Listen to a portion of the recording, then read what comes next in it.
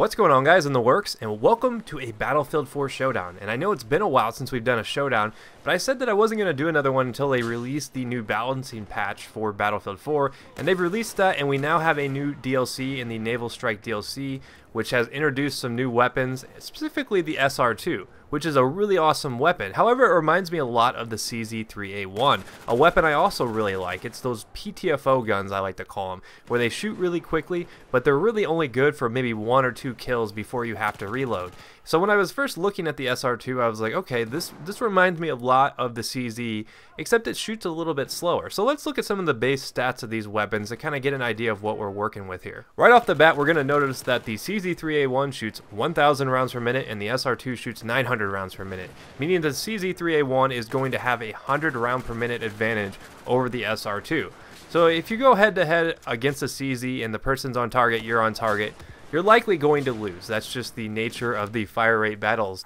And since they do both have the same size magazine, which is 30-31 with one in the chamber, there's really no advantage there. It's not until you get into the reload times that you start to see a difference. The CZ-3A1 can actually reload almost a second quicker, actually just over a second, at 1.1 second quicker than the SR-2. The SR-2 takes 3.5 seconds to reload, so it's actually kind of slow for a PDW, especially considering that it only holds 30 rounds in the magazine. So that's kind of a bummer. You know, it's a shame to see that it does take so long to reload the SR-2, but you do go through ammo a little bit quicker with the CZ, so it makes sense that it does have a swifter reload.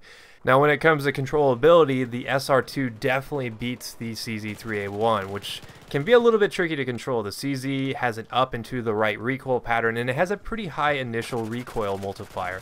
Whereas the SR-2, I find myself having no problems picking off people at a little bit of a medium range just by micro-bursting it. You see there, I picked 2 people off, but the CZ can do it. It just takes a little bit of practice and a little bit of luck. You gotta hope that they're not firing back, because once you do get suppressed, it does get really tricky. And the SR-2 does have the advantage that it has less spread. As you continue to fire, the spread of the bullets is going to be a lot less than the CZ-3A1. So if you want to, you can actually get away with using some of the medium zoom scopes. In this particular clip, I'm actually using one of the medium zoom scopes with a compensator. I figured since you want to focus more on the controllability of the weapon, you're not really worried too much about accuracy, you can actually get away with using muzzle brake compensator on weapons like the CZ and the SR-2.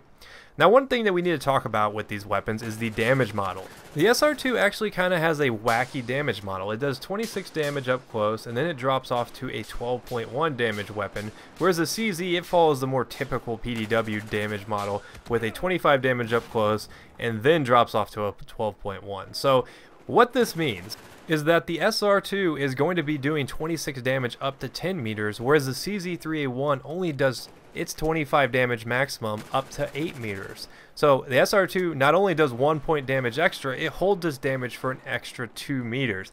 You know, it doesn't seem like that big of a deal, but when you think about it, the time to kills really catch up the further you go out in range, because it's holding its damage a little bit longer, so it catches up. Even though the CZ-3A1 does shoot 100 rounds per minute faster, that's an advantage for the SR-2, and the fact that it's super controllable makes it a very deadly weapon. So that's one of the cool things about it. That's why I like the SR-2. You know, the CZ-3, it follows the same pattern as like the PP2000, the MX4, that 25 damage model that then it starts to drop off at like 8 to 10 meters. That one extra point, though, you wouldn't think that 1 extra point of damage would make that big of a difference, but in the great scheme of things, it actually does, because it helps you catch up to the other weapons in the time to kill charts.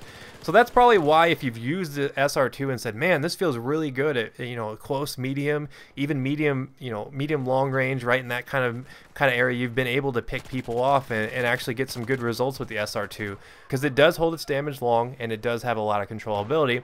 And that's why, in my opinion, I think it is the better of the 2 weapons. Now, if you were going to only be picking a weapon that was up close, you know, the ultimate time to kill master, the CZ definitely wins that battle. So far as close quarters engagements, definitely want to go with the CZ, but as an overall all-around weapon, I am a fan of the SR-2 in this week's Showdown. So hopefully you guys did enjoy this episode. Let me know in the comments this time, though, what weapon you guys think is the better of the 2. That's where we're going to be tallying up the votes, because Facebook removed polls, so we can't do that on Facebook anymore.